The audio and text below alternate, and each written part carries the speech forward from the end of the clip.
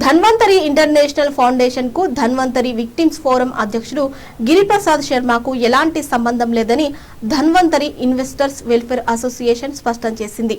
ధన్వంతరి సంస్థలో పెట్టుబడి లేకపోయినా ఇన్వెస్టర్లకు డబ్బులు ఇప్పిస్తానంటూ గిరిప్రసాద్ శర్మ మాయమాటలతో మోసం చేస్తున్నారని ఆరోపించింది. ఈ మేరకు హైదర్గూడలోని ఎన్ఎస్ఎస్ సెంటర్లో అసోసియేషన్ ప్రతినిధులు ప్రసన్న, రామకృష్ణ మాట్లాడుతూ ధన్వంతరిని బూచీగా చూపిస్తూ ఇన్వెస్టర్ల నుంచి వేలాది రూపాయలు దండుకున్నారని తెలిపారు. గిరిప్రసాద్ శర్మ డిస్మిస్డ్ కానిస్టేబుల్ అని 2 సార్లు జైలుకు వెళ్లి వచ్చారని ఆరోపించారు.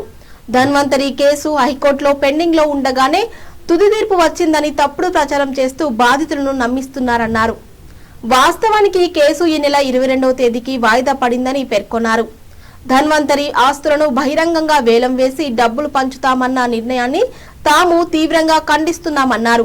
వేలంలో మార్కెట్ విలువలో కేవలం 25 నుంచి 30% మాత్రమే వచ్చే అవకాశం ఉండడంతో ఇన్వెస్టర్లకు భారీ నష్టం వాటిల్లుతుందని హెచ్చరించారు. తెలంగాణ ప్రభుత్వం చేపట్టబోయే వేలానికి తమ వ్యతిరేకత కొనసాగుతుందని తెలిపారు.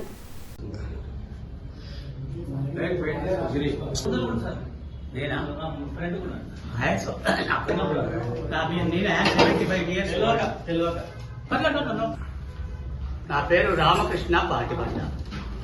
నా పేరు విజయరావు. రామకృష్ణ పాటిబండ. నేను one of the investors in Dhanvantari. నా పేరు విజయరాఘవ్ అండి. నేను కూడా ధన్వంతరి దాంట్లో ఇన్వెస్ట్ చేశాను. ఒక బాధితుడు చైతన్య. నేను కూడా ధన్వంతరిలో ఇన్వెస్టర్. రామకృష్ణ పాటిబండ. నేను ధన్వంతరిలో ఇన్వెస్టర్ని.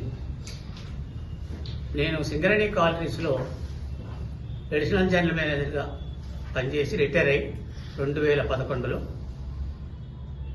అంతకుముందే క్వాలిఫికేషన్ ఉంది కాబట్టి నాకు అడ్వకేట్గా ఎన్రోల్ అయ్యి ప్రాక్టీస్ చేస్తాను. రిటైర్ అయ్యి వచ్చినాక ఇక్కడికి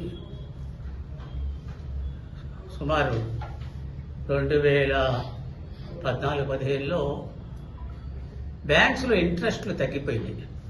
సుమారు 15లోను 16లోను. ఇదివరకు మేము రిటైర్ అయినప్పుడు సుమారు 10 to 12% ఉండేది.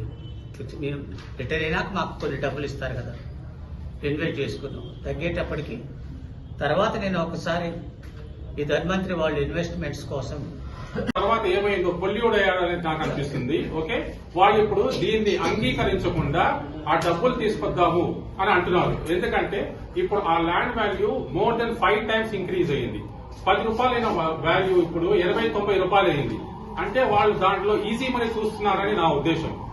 మేమేమో మా ఫ్యూచర్ కోసము ఇన్వెస్ట్మెంట్ చేసి ఇప్పుడు డబ్బులు అడుగుతుంటే 10 సంవత్సరాల క్రితము తీసుకున్న డబ్బులు ఇప్పుడు వాపస్ ఇస్తానంటున్నారు సార్.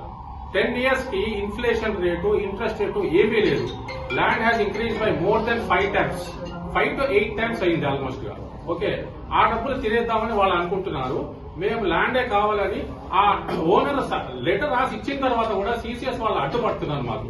సిసిఎస్ వాళ్ళు మాత్రం కొంచెం పక్కన వెళితే ఈ ల్యాండ్ డిస్ట్రిబ్యూషన్ చేస్తే ఈ బాధితుల్లో కనీసం ఎంతలేదన్నా మినిమం 30% ఆఫ్ ద బాధితులు ఎంతమంది ఉన్నారో ఓవరాల్ ఎంత నంబర్ చెప్పారు, వివిధ మంది చాలా నంబర్లు చెప్పారు. ఎంతైనా ఉండేది 30% ఆఫ్ ద ఆ బాధితులు ఎంత ఉన్నారో వాళ్ళందరికీ కూడా అవుట్ స్టాండింగ్ ఈజీగా క్లియర్ అవుతుంది. ఇది వాడు సిసిఎస్ వాడు